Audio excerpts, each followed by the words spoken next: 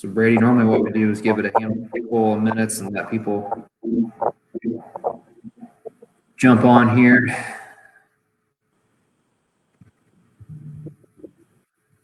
So I just got the notification on my phone. You probably did too.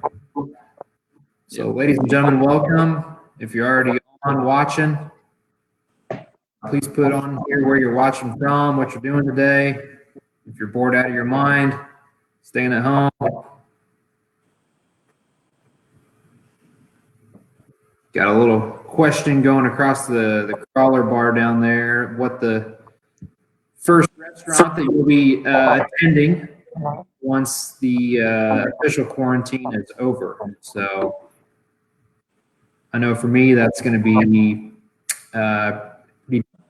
place is probably what I'm thinking. So a little Harry and Izzy's, what I'm thinking. So get a little shrimp cocktail.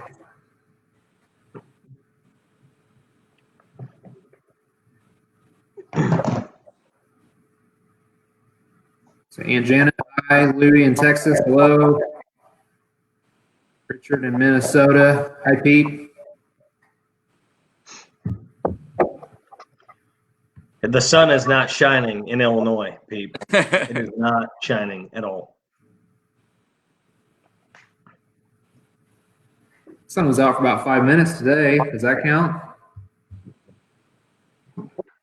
Boy, we didn't see it for 5 minutes. You didn't. Hey, Hunter. No. Hi, Helsinger, pulled Herefords. Not horned, pulled. Jeremy in Ohio, appreciate you watching. Jonathan, Oklahoma. California, Maryland. Karen, Mill Bel Air. Yeah. Hi, Karen. Good to have you. Rainy, Ohio, Chris. Yes. Jonathan, We're getting the wind, but no sun shining. Hi, Kyla.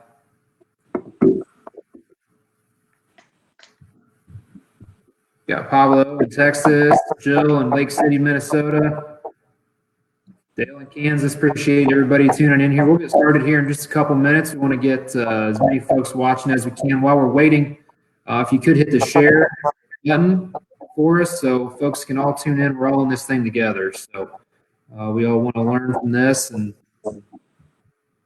Benjamin. hello, friends. Old Jim Nance over there. Lots of folks from Ohio and Georgia.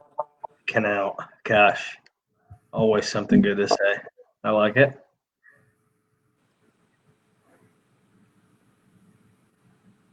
We miss you, Kyle. It's not the same without you on the screen.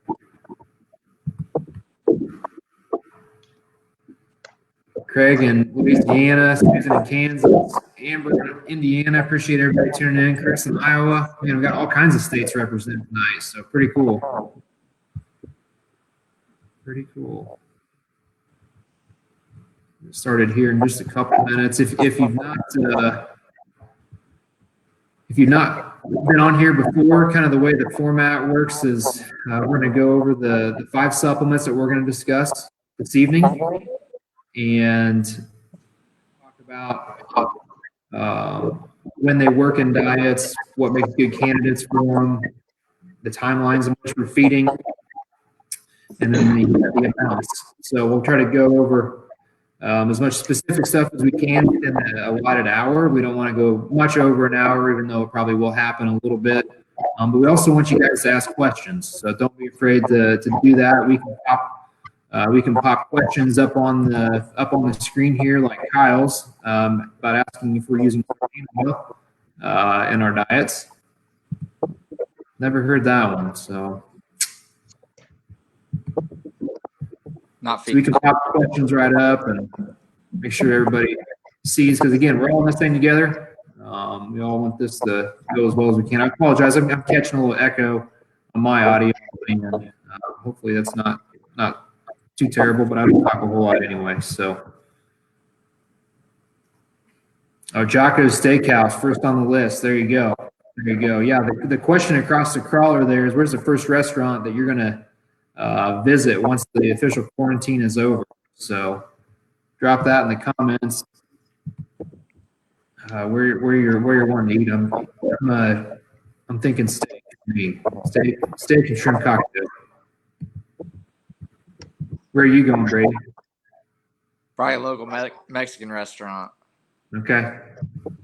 Might need to visit a medical place after, or that was just a slip of the tongue there. What? You about said medical place, so I didn't know if that was just a slip of the tongue, like a Freudian slip, like you're gonna get there after you eat at that restaurant, but maybe not. Not quite. That's good. Darren's going to the beef house. Can't beat the beef house. That's right.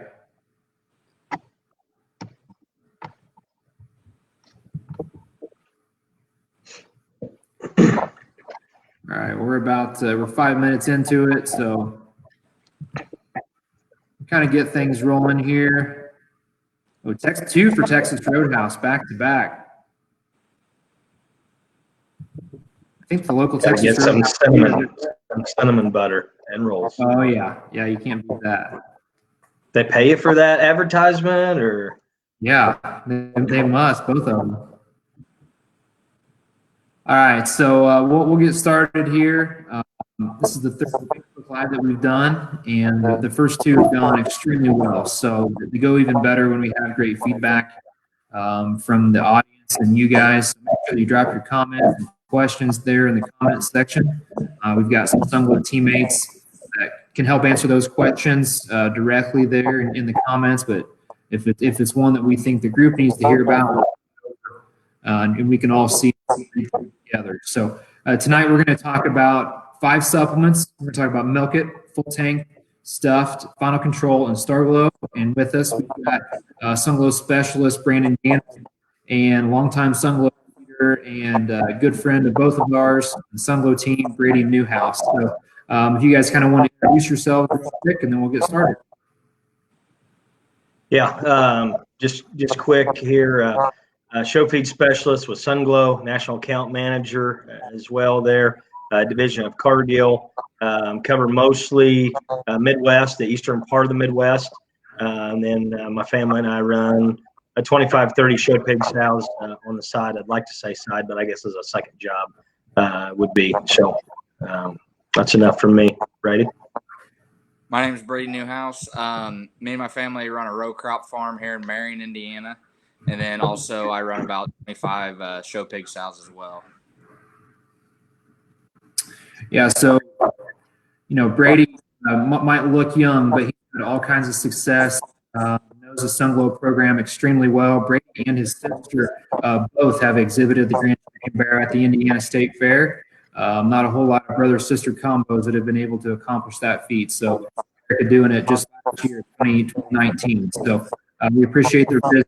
He's a wealth of knowledge, and so we appreciate you joining us tonight. So the first product that we're going to go through, and again, for those that maybe didn't watch last week, what we'll do is we'll bring in each of the supplements that we're going to discuss. So we're going to start with the milk.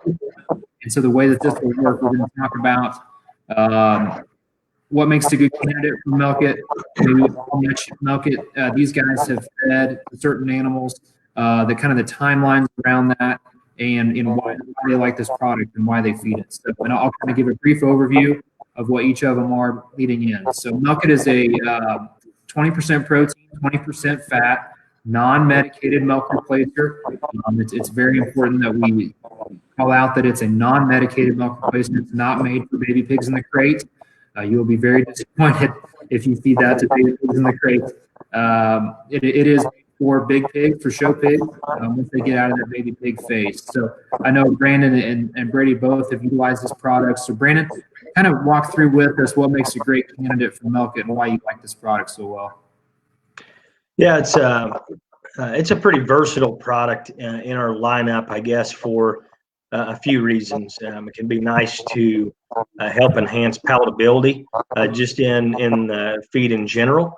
Can help with feed intake. From that standpoint, it's relatively forgiving, I would say, if you have one that's maybe getting closer on the edge of where you want to be from a flesh standpoint, because it's not really high in fat, like maybe using a 70 or 80% fat source or something like that. So there is a little more margin of error built in terms of not getting them extra fleshy. The other really nice thing is it's pretty quick to get there from a response standpoint.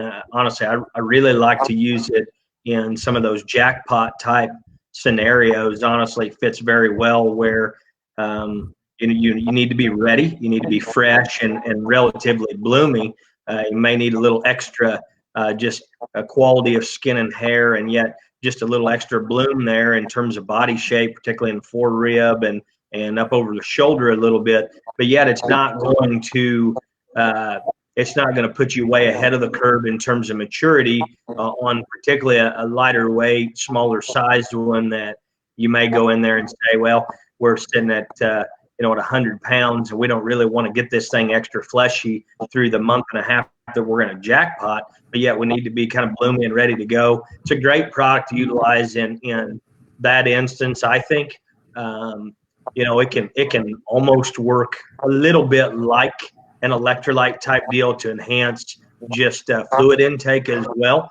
A lot of times, we will use it in what I call like a milkshake or whatever. You have to be a little cautious on occasion there because those pigs almost get addicted to it in terms of wanting to really go after it and stay attached to it. But we tend to do it maybe after meals, but it will help it enhance body fill and yet some palatability in the diet if you want to feed it just dry.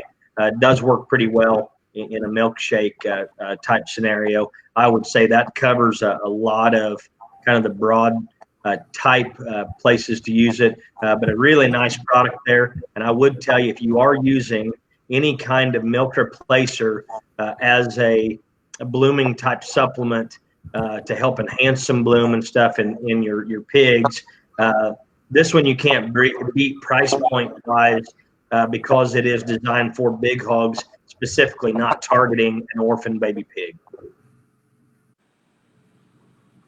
Yeah. So Bradey, where have you guys utilized this in your program? So how we normally use it is to add the forerib, but we feel like it targets there probably the best. Typically where we're adding it is into their typical feeding morning or half pound to a pound. But typically that's where we see the most responses there through the forerib. So at what size pig are you normally feeding that weight wise?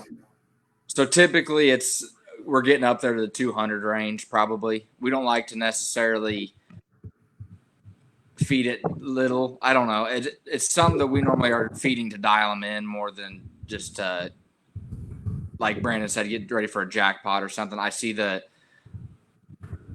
why it's used there, but we typically use it on bigger hogs. Yeah, I think that kind of speaks to the versatility of the product as a whole, right? I mean, you can use it on younger ones that you're trying to get jackpot ready, or if you've got ones in the last 30 days or so, or 20 days, where you think you need to be a little fresher, need to be a little bloomier. That's where a product like milk, it really ought to be. I don't see why this isn't a product that ought to be in every barn, truthfully. I think it works really well on bears and works really well on breeding dogs as well. It's a nice option if you're switching to a slop feeding there towards the end, particularly if you have to really push more intake and you're starting to get to a plateau maybe of where those things don't really want to consume a whole lot more. It can be a nice like whipped cream or whatever, if you want to call it, on the top of a sundae in terms of just to get more in them. I would always caution people there. Make sure you don't let it sit there if you're going to feed that way. Get it out if they're done eating. Don't let it sit there and spoil because you don't really want to upset their gut or anything there. But really nice that way. I would a lot like Bradey. I like how he's feeding it dry there to really make sure he still gets the value out of it, but yet he's not having to worry about weight on those barrows when you tie it with water and you get extra consumption then you start to yo-yo maybe your weights when you're crossing on the scale. So dry is a nice option there that way. The milkshake type deal can really work in the breeding gilt side of things when you're really wanting to get them pretty full and big centered. Would really help kind of after meals to do that. But again, I don't like to do it all the time. Every time they do get addicted to it, and they will start to back feed intake down and want to really just consume that milkshake or whatever you call it there. And typically when I do that, a 2-gallon bucket, a cup of milk at about half a bucket, and just kind of let them drink. They'll typically drink about half of it. So you're gonna be real close to getting half a gallon in them a lot of times, and that works out pretty well.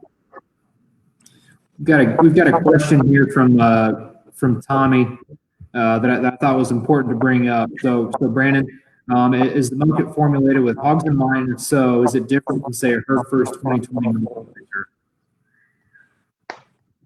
It is designed to be a pig milk replacer, a big hog milk replacer. So yes, it is formulated with hogs in mind. I don't particularly know or am familiar with the herd first 2020, I guess, there from that standpoint. So I apologize, but I'm not gonna lie to you there. But it is designed with big hogs in mind.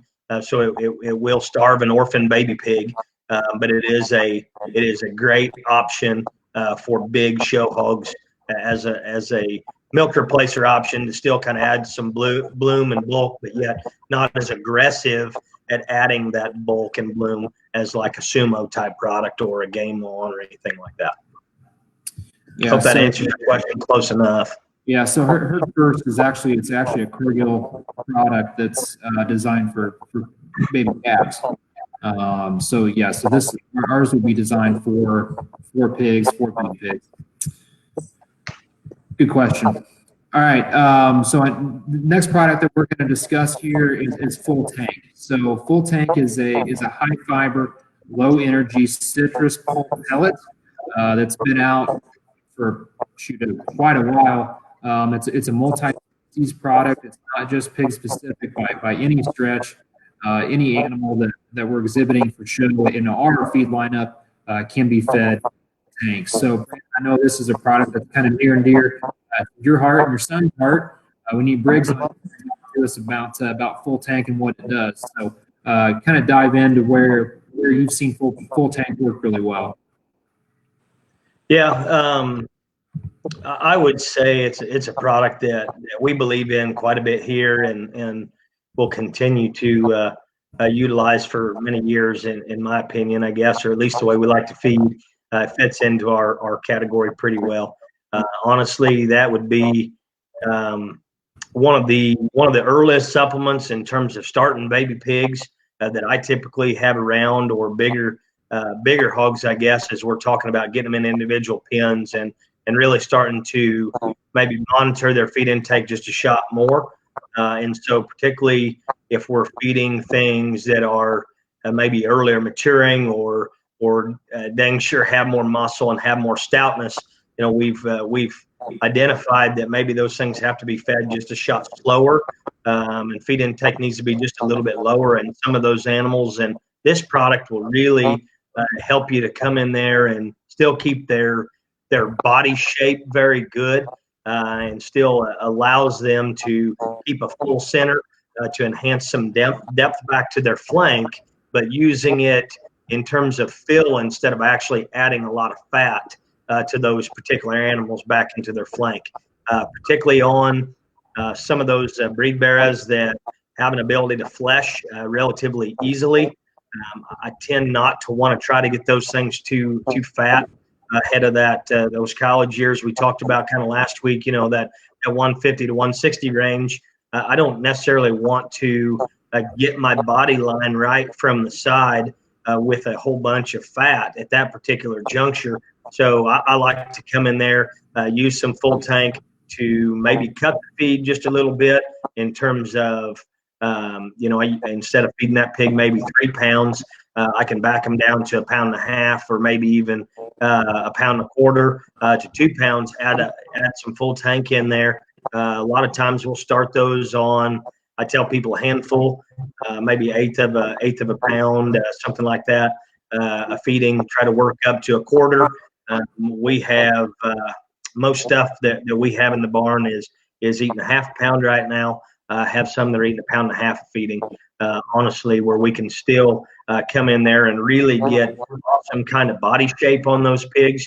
The one thing that I would tell you on this product, it is a hard, very firm pellet that doesn't have any fat added to it, and so it's not the most palatable product in the world. And so if you're trying to jam 6 to 8 pound feed in something, it's going to be pretty challenging to get them to eat something that's not very appetizing. So if you offer this up side by side and say, all right, here's s'more fill and here's full tank, which one are you going to eat? They're going to eat s'more fill 10 to 1 every time. But this is a product that is going to give you more body shape and drop some flank. And the earlier you start on it, you get them to eat it, they will eat it when you really need them to at the end. They will stay on it. And it's a product that I think maybe comes with some challenges because some people might use it the first time and then they'll say, well, they didn't really eat it great, or consumption was just okay. And I have found out that if we dial their feed intake back and make them eat it, that then once you get them on it, they'll stay on it for the most part all the time. And so it's really a product where if you want to manage where your maturity is, still get your body line right without actually getting those things extra fleshy, it's a product that we really like around here. Honestly, my boy's 4.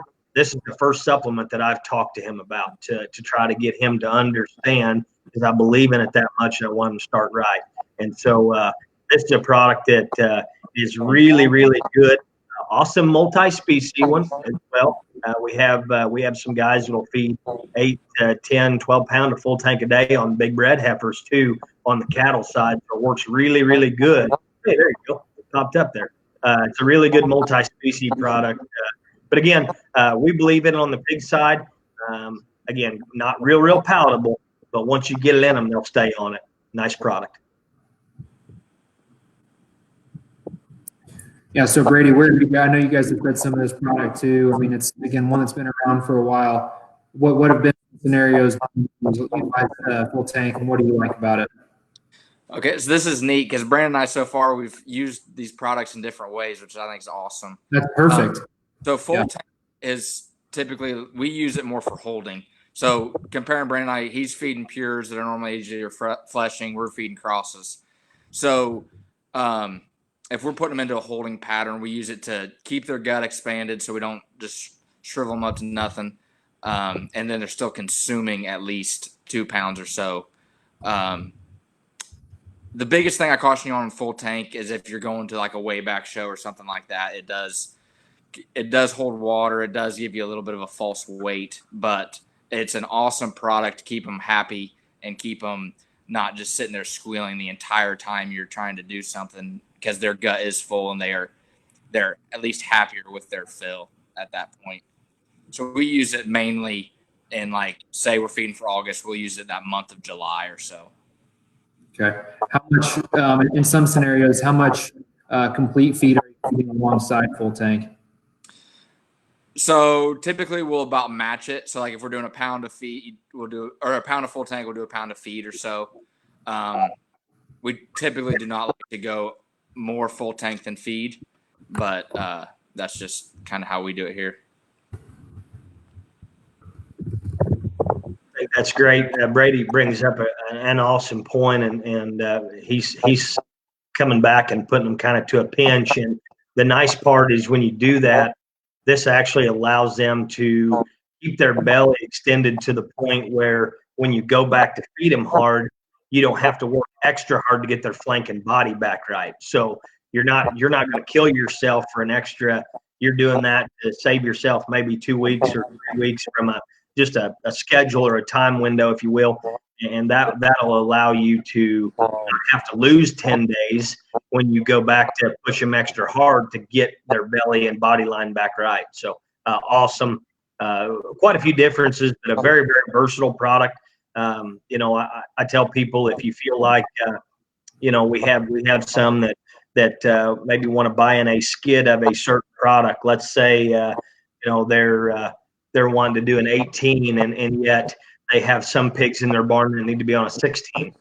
So you can use tank as a cutting product so that you can kind of drop your lysine and drop your protein in their overall diet. And so it works really well to do that also. And it's lower protein and lower lysine than what rolled oats are. And so you still get more fiber, more body expansion, and you're able to use less product to actually extend that lysine and protein just a shot further if you need to put things on different protein type feeds. So it's a very versatile product. Again, if you're feeding them really hard, don't go in there and expect a pig the first time that you put a full tank in there to just want to eat it by itself. It's kind of an acquired taste for those pigs, if you will. If you have something that's feeding G-line and they're trying to sort it really bad, it takes a little bit of management, maybe daily. You can grind it up with a small coffee bean grinder or something that'll mix in the G-line, and then they won't be able to sort it out if you notice something to sort it. Something else we've done to help them eat it too. You mentioned it earlier, but like sprinkle a little bit of Milk It or Sumo on top, and that's just an added taste to that full tank that doesn't have a good taste to it. Yep. Yeah. Yeah, very good. I think it's perfect that you guys don't utilize these products the same. Again, if we're all, I heard a great quote yesterday, if we're all thinking the same, then we're not all thinking. So I thought that was really, really you guys are feeding these products. I think the same kind of thing is going to happen here when we talk about final control, because final control is a product. Again, I know we're talking about some products that have been on the market for a while, but tank and final control probably have as much value in 2020 as they've ever had. So I think it's important that we can all chase after the best of the new and everything, but we've got some pretty good standbys that have stood the test of time that folks have found a lot of success with. So final control is it's a red pelleted top dress supplement. It's 28% protein and 1.4% lysine. So I wanted to show those two little nutritional facts about it for folks to understand that you can utilize this product in a multitude of different ways. Brandon, I know you guys have utilized this a lot in your program, and Bradey, I'm anxious to hear your thoughts on the way that you fed that Grand Barrow at Indiana last year, and a lot of final control as well. Yeah. Again, another versatile product that I would say typically gets a position for being called our holding pellet for the most part. And you can really put the brakes on quite a bit with this product and get them to maybe go from a 1.5, 1.6 kind of gain down to about a 0.6 or under a pound, depending on how you're utilizing it. I know we talked a little bit last week on some other products about holding some stuff differently. If you're going to need to use final control as a holding product, in my opinion, for an extended period of time, that animal needs to have a little more flesh in it or on it. It needs to be a little rounder bodied if you're going to have to be on it for a 30 to 45 day time frame. That has to be a relatively naturally good bodied, good centered, good fleshing kind of animal. Because if you're on a high level of final control for a very extended period, like 30 days plus, you're going to start to tear some flesh off of that animal. But typically, this is one that will help us put some shape to one. So in an area where maybe you don't want to utilize a ractopamine or a Paline product, or explode, if that animal has plenty of width of their hock and plenty of crotch or stifle, that may be an explode type product, may be a little much for some of those animals. Final control is something that you can come in there and help get the right kind of composition to the top side of their shoulder and in their back without really pushing them from behind a fair amount. So it's a very dense product. It will allow you to keep the amino acid level pretty high so that when you go to pinch on those animals, that they still have really good spread and shape out of the back of their shoulder from a market animal standpoint. And so, lots of different uses here from a holding pattern standpoint. If you're looking to just increase hard shape out of the back of their shoulder or down their top line, can also be used to help trim up just a little bit up to the front 1/3 of their body. But I mean, in terms of amino acid, it's very dense from amino acid standpoint, lower in fat. So you're not going to get as much gain in this product pound for pound that you would out of, say, a pound of 18G. You're not going to get as much gain pound for pound on this particular product because of the fat level lower, but yet you still hold your back pretty right from that standpoint. Again, it'd be interesting to hear, that's kind of a broad overview of maybe some places that it works pretty well. Brady, be neat to hear, particularly on that barrow you guys fed a year ago, how you utilize that. So Final Control has been one that we've used, for as long as I can remember. I think it's one of the slept on supplements in your guys' lineup. So we do use it as both. We use it as a holding product and we use it as like a fat burner. So speaking on that barrow, there through like April and May, we kind of just let him be a pig, let him grow. And then we got to, I think his second show out was Nathan's there at Huntington. And he was, I don't know his exact weight there, but we got to doing some jackpots, and then we got to our county fair, and he weighed like 220 there. So then we decided that we needed to wool him up just a nickel to make it to August. So that's when we introduced some Final Control into his diet. He was on it for month and a half. And like Brandon said earlier, it just kind of slows down your rate of gain per day. And what we like it more than other holding or burning products is it doesn't like just strip them down to nothing. It still keeps some flesh and some body there without just completely stripping it but you will see a little bit gain still. And Nathan and I talked this at length on the YouTube channel as well. But he was on Final Control about till show day. So it was a product that he liked to eat. It was a product that we thought he was doing the right things on. Like Brandon said, it keeps shape still. He was a naturally fleshing hog. He was a big-bodied hog. So it wasn't something that we thought was burning too much off. So he was on it for, like I said, about a month or month and a half. Never more than a pound or a pound and a half of feeding it, though. But it was a product that got us there, and one we definitely use quite often.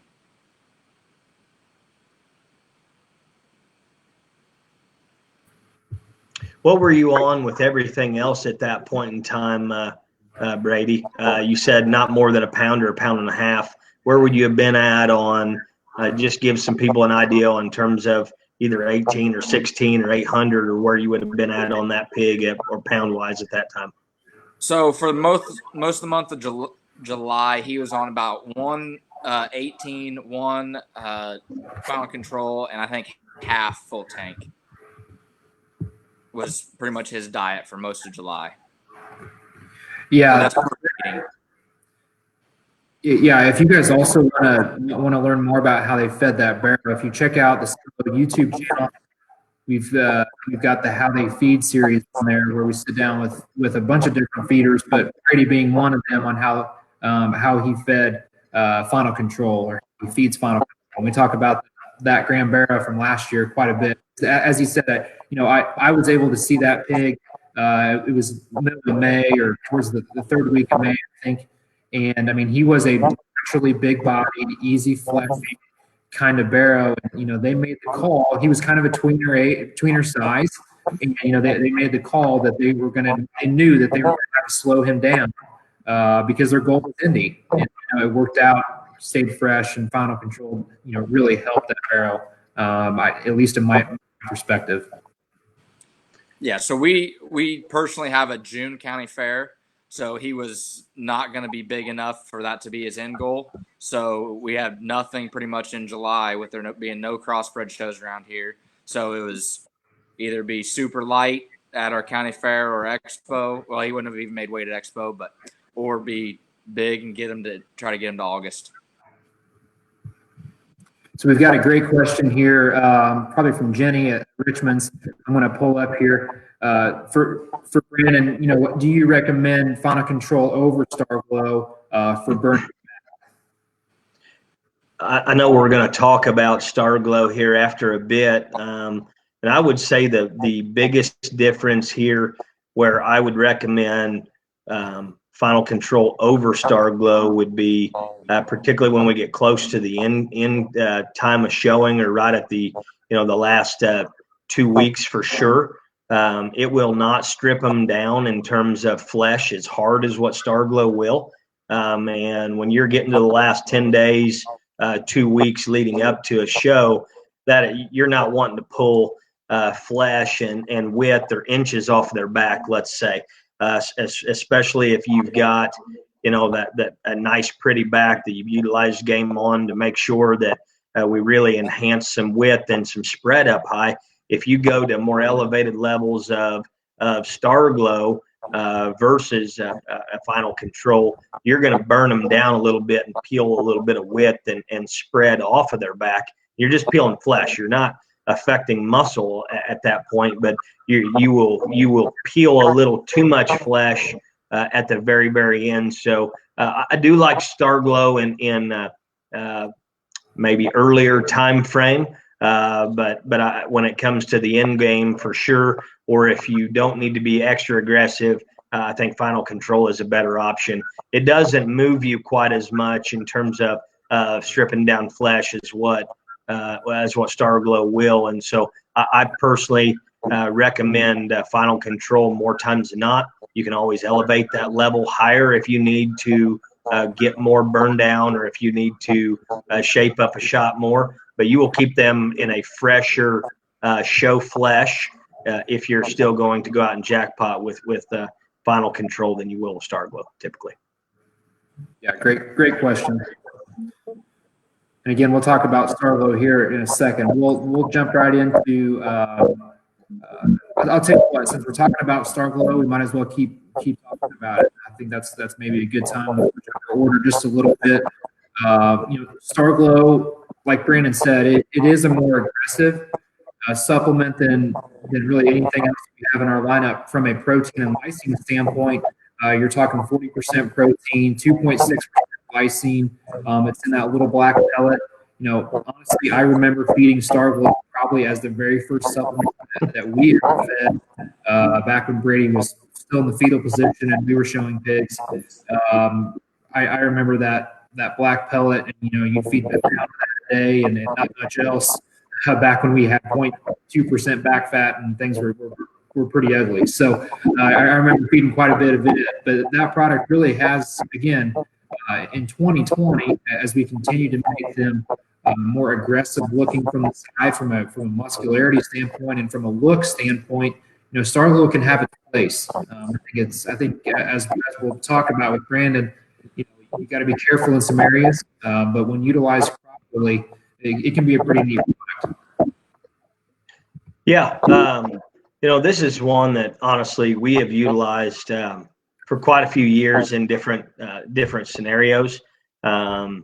It's a product that, particularly on some of those breed barrows, as we've discussed, maturity wise, some of those things are built a little smaller stature, like myself, and a little rounder bodied, and they like to eat, and so some of those things can maybe deposit flesh in places that you don't necessarily want it to go, and so by keeping their protein, and this is a lower fat option as well, by keeping their protein and lysine up just a shot higher, you can typically ward off some of that if you want to do it in the earlier years. There's times where we've came in there on some of those barrows at 75 pounds and started them on a quarter to half a pound of Star-Glo, a feeding or maybe a day. Just depends on there again where we feel that one's going to be maturity wise at let's say at 260 or whatever. And so if you're trying to be proactive, to stay ahead of the curve from a composition perspective and maturity standpoint, it does work pretty well to come in there and do that. There are some others that, particularly in with the shows typically being a 3 weeks apart on, let's say, between Expo and CPS, a lot of times you'll have to push maybe just a little harder to get something fleshy enough or bloomy enough for Expo. And then if you keep going at that rate, you're going to potentially overshoot the runway in terms of maturity from a 3 week standpoint. And so a lot of times we like to come back and do a pretty hard burn down on Star-Glo for a week, 10 days, and really just set them back so that we can kind of reset them. And so we utilize Star-Glo in areas where we feel like we really need to reset from a maturity standpoint or a fleshing perspective. We're going to go more aggressive and use Star-Glo as our option there. Again, we talked about those animals needing to be really big bodied, naturally have a great appetite, be really good from a skeletal standpoint, and then naturally just need more raw shape. Most of those animals are pretty easy fleshing and have, are very practical, and they're very easy doing. And those kind of animals, this product works very well on. I've had some guys feed 5 to 6 pounds of Star-Glo a day. Now that's very aggressive to some animals that are naturally fleshier and really round bodied, and honestly been very, very successful at doing it for even a longer time frame than you would think in some areas. Now that's obviously on the more extreme side of things, but we've typically utilized it more ahead of the curve, trying to keep maturity going in the right direction. Or if you need to do a quick reset for a short week to 10 days, I do feel like you can kind of reset pretty quickly with Star-Glo from that standpoint. Nice product, very aggressive. Again, you got to watch a little bit of where you're at. I would not recommend going in there if you think you have something on the leaner side of life and put them on a fair amount of Star-Glo right prior to your show. I don't think that's the right option. If you feel like you need a little more turn up high, I would definitely use final control when you get really close to your end point. But if you need to reset and hit multiple endpoints, Star-Glo can be a very good option.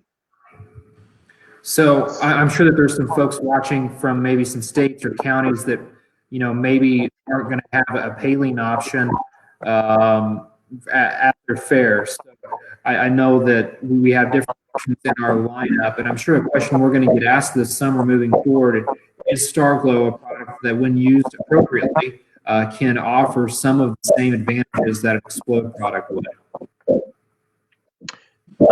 It can. I do believe that it can in terms of getting some protein there. Again, I would probably lean more towards final control being a better option there, that you can use closer to your end goal so that you don't strip them down as much up high. I really feel like utilizing final control and game on together are probably going to help you better to maximize a paling type response up high.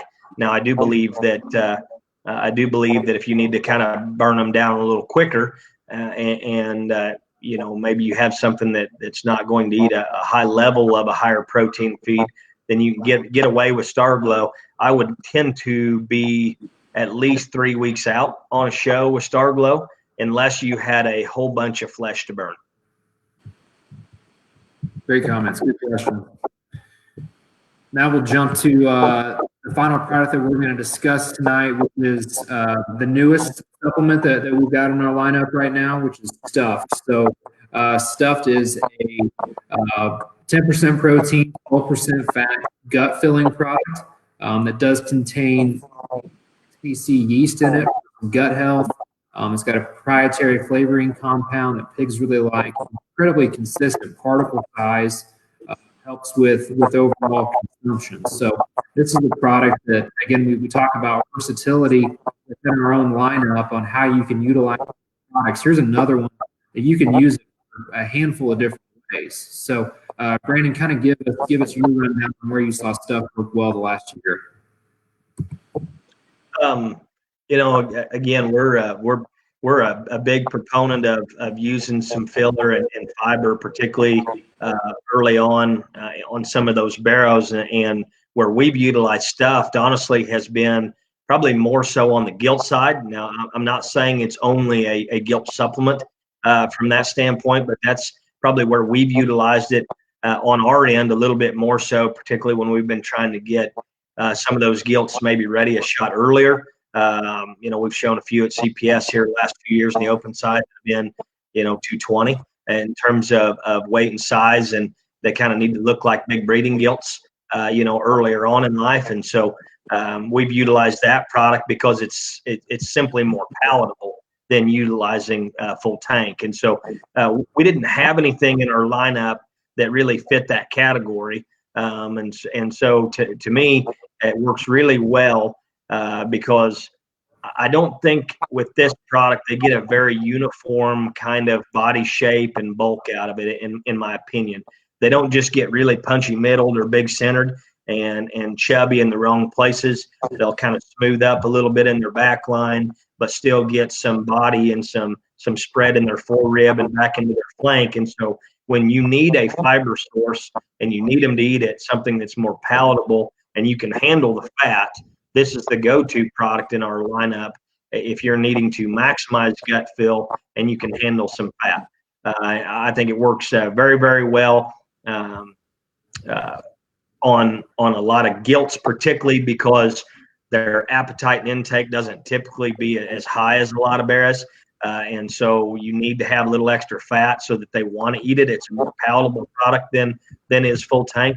And so it works really well there. Or towards the very end on some of those barrows that you really need to get a little extra fill in, but you don't need to feed them any more grain or any base feed. You're just looking to get body shape right. Then at that point, the extra fat's really not going to do anything to you negatively at that point. And so, if you have harder made kind of cross barrows, it's a feed that I think you could feed quite a bit because it's not too high of fat where you're going to get them extra smooth and fleshy, but at the same time you will help enhance body, and it is far more palatable, and it blends in very well with the meal feed. Brady, where have you guys utilized this and seen some success? So last year was the first year for it, obviously, so we're still learning a little bit with it. But kind of where we utilize it is like a good middle ground between a full tank and a s'more fill. It's kind of where we view that as working. It's a filler, but with that being said, it's not as harsh as a full tank. We will see a little bit of forerib expansion with it, and it's a lot more palatable as a filler. So typically your fillers are hard to get them to eat it, whereas the stuffed is very they don't seem to not want to eat it like they do full tank, and it's similar in what it does. So that's typically we'll feed it whenever we need throughout their sizes. It's not one that we just feed the big ones. It's not one that we just feed the little ones. It's by pig basis, but it's a very universe product.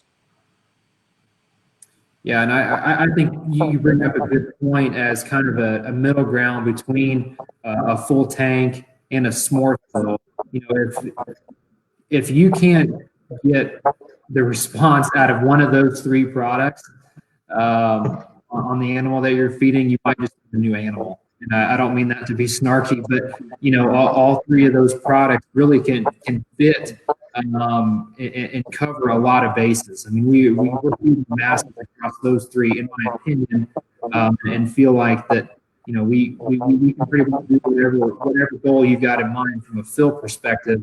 We can check off the box between those three. So, Again, if not fed stuffed, I would highly encourage you to grab a bag and at least experiment a little bit with it in some areas that maybe you've not used a filler product before. Especially on these, and I'm just going to say it, on these virtual shows that we're seeing. You better be pretty well full. You better be pretty well maxed out, because oftentimes the camera will kind of play a little bit with how much body and how much fill you have. I can't even believe I'm saying this, but when you're watching an animal out in the yard, and if you've got foot grass, and you've got a deeper bodied animal, that animal's not going to look on point and on balance. But if you share the grass tight and you got a tighter middle one, you're going to look even more tighter middle. So for me, utilizing one of the filler products to make sure that you figure out the one that works best for that animal, so you are full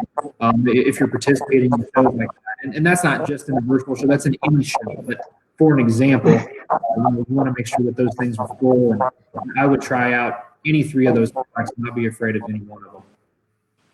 Yeah, they will. I would say if you're sitting there deciding between full tank and stuffed, definitely animals that need the flesh. You're more comfortable using stuffed, and especially from a palatability standpoint. If the pig's balking the system and they're not going to eat it, the full tank, then you're going to get a better response because you're actually going to get it in them. So I would say very similar to a full tank from a feeding rate standpoint. You could be anywhere starting at a quarter of a pound of feeding or an eighth of a pound of feeding, depending on how small you're wanting to go. You can go up to a pound and a half, 2 pounds even, maybe on the high end, depending on where you're at intake wise on that animal. If you have something that has really good muscle and you don't actually have to feed their muscle a whole bunch, you can feed quite a bit of that stuff with a little bit of feed and still keep their body full, and you're going to get enough flesh and stuff and enough calorie in there that they'll stay fresh enough so they won't look like you're pinching on them a whole lot, but you'll keep their body shape very good and keep their center right. And like Nathan said, you'll have them pretty right from a silhouette standpoint as well, in terms of just depth to their body from the side and back into their flank. And so, if they're not going to eat it, it's not going to work. Like on the full tank side. And I think that's why a lot of people give up. This gives them an option that is more palatable up close. And you will see a pretty immediate response to this product in terms of center pretty quickly. And it mixes in very, very good from a particle size standpoint, like Nathan had said. It's kind of hard to tell that it's in there from that standpoint. Yeah, and if you missed it last week, we covered Smorfil. So make sure that you jump on YouTube. We got archived on there. If you just search Sunglo feeds on YouTube, you can find it. That's the last video that we posted. And again, don't be afraid if you maybe missed something tonight. This will be archived here tomorrow. We'll get it up there on our YouTube channel. It will be available here on Facebook. So we've got 10 minutes left before we hit an hour. So please let us know what some of the questions you might have. We honestly can open it up to any supplement. We don't have to hold the questions down to just the 5 that we discussed tonight. So if you've got some questions there, you'll be able to do that. So. Okay, so Deborah's, I like Deborah's question. I don't know if it's going to show up fully here on the screen, but I'll read it. Our county fair was supposed to be the second week of July. At this point, we have no idea when it'll be. That said, do we just let them coast until we find out, or do we feed them like the fair is going to go on at the same time? Deborah, there are thousands of people feeding pigs across America that are in your same shoes. So don't feel like that you are alone in that. I'll let Brandon and Bradey dive into this one. I would say from my perspective, this is just my opinion. I would maybe just coast just a little bit, and then hopefully you guys at the county fair will make a decision that'll be appropriate timeline-wise for you. But you guys go ahead and take it. Not to get into a whole lot, but I think we're learning more weekly, which obviously we'd all like to know yesterday, obviously, on a bunch of things, and it is what it is. But at the end of the day, I would say, second week of July, you're still a ways off from that time point. I would not tell you to hit the brakes hard enough where you're not going to hit your weight bracket at that point. So make sure you do your checks on your average daily gain and those kind of things, and weigh.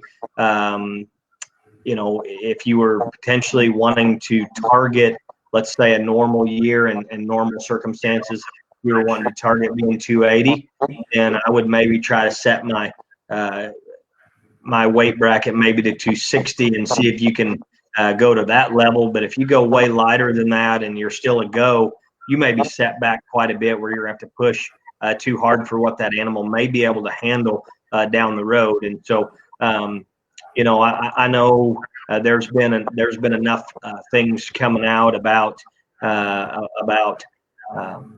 these county shows even maybe going virtual. I would say if they do, they're probably going to keep a pretty typical show date in mind, would be my guess.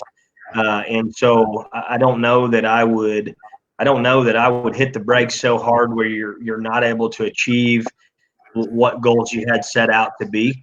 I would say that make sure you check into where your states are at and their counties that you're in. But for the most part, I think 4-H and people in agriculture are going to do our darndest to make sure that things can happen, in the times that they're supposed to happen. And so, I don't know how else I can be more politically correct, but I would say don't pinch to the point where you're behind the 8 ball trying to play catch up, would be my suggestion.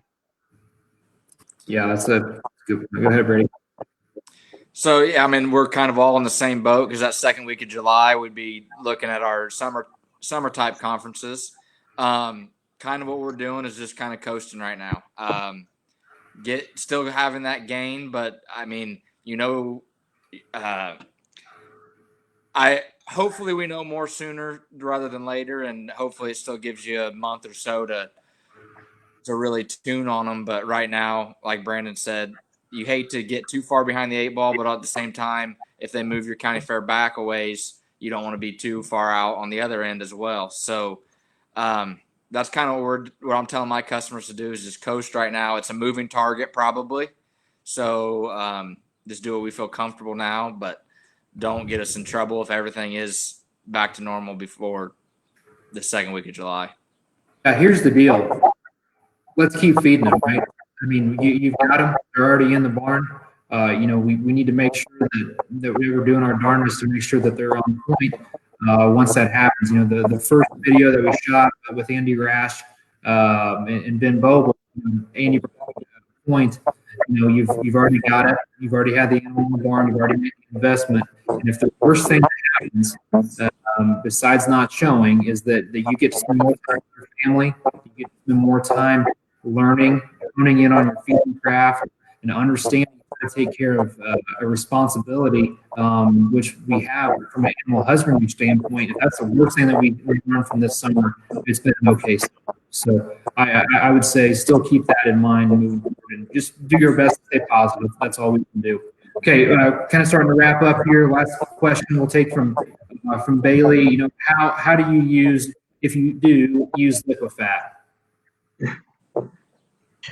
Yeah, liquefat is our highest fat supplement or energy source that we have in our lineup, and it is a liquid-based fat. It's unsaturated, and so pigs put down the type of fat that they eat. So this is unsaturated fat.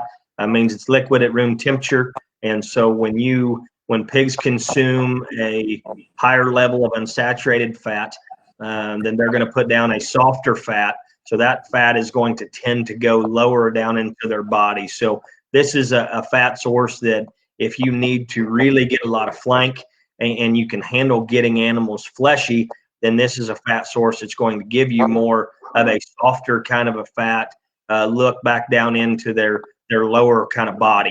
And so it's not really going to, you will help flesh a little bit up high. I'm not saying you're not going to get some flesh up high, but it's primarily going to go to the lower part of their body. So if you need to flesh them up in the upper part of their body, I would probably focus on maybe Sumo or Game On, or maybe even a little bit of Milk It, depending on how much and what stage and size they are from that perspective. But liquefied is primarily going to go to the lower part of their body. A lot of our breeders that make feed on farm, they will get jugs of liquefat to put in baby pig feed. The baby pig side of it, those really little pigs, they digest unsaturated fats better than they do saturated fats. So they're pretty essential in earlier baby pig diets, especially. But it can be used for dust control if you're making feed on farm, as well as really trying to help get their body line right from the side. So not necessarily something that we'll utilize at the very, very end of the feeding stage to really enhance spread or bulk up high, because it's just not really the location that it's typically going to go. Those are going to be more of a Sumo or a Game On option up there. So a great question, a good fat source. It is higher energy than Sumo pound for pound. Bradey, is that something that put you on the spot? Is that a product that you guys have fed, or have you fed more of a Sumo type product? We'll feed that one goes to like our real extreme cases. So like if we've got one that's just really, really harsh or something that we know we got a ways to go on it, that will be something we will utilize some of. But I would say about 95% of them we just use a Sumo, Game On, Milk It rations. And I mean, we see the results with the liquid fat, but it's just not something that we feel like is essential compared to its risk sometimes. And we feel like Sumo does plenty enough to weigh out those options. Yeah, and for you guys, I mean, most of the ones that you've shown aren't the tightest bellied, harshest made ones ever. So liquefat doesn't always make sense. But again, it's just another tool in our lineup. Our job is to offer different tools all across the country, because like we always talk, no two pig that's the same. So you got to have options. You got to make sure that you're able to cover your bases. So again, we appreciate everybody tuning in. If you are a Sunglo customer, we thank you so much for your business. If you're not currently a Sunglo customer, we'd love to earn your business. It would mean the world to us. We think that we've got a very dynamic supplement lineup, but don't sleep on our complete feeds either. We've got complete feeds that really can handle quite a bit of competition. We've been very fortunate to have success at the highest levels, and we can help you make sure that your goals are met. No matter if your goal is to do better in the county fair, your goal is to try to win a national show, we can help anywhere in between. So we thank everybody for tuning in. Again, please go on our YouTube channel, subscribe to that. You can see the archive videos. We'll have this archived on there tomorrow, so you can go back there and watch it, take some notes, and really digest it. So Bradey, we appreciate you jumping on here with Brandon and I. We appreciate your business very much, and wish you the best of luck this planting season. And thank you for everybody for joining in. See you guys. Thank you.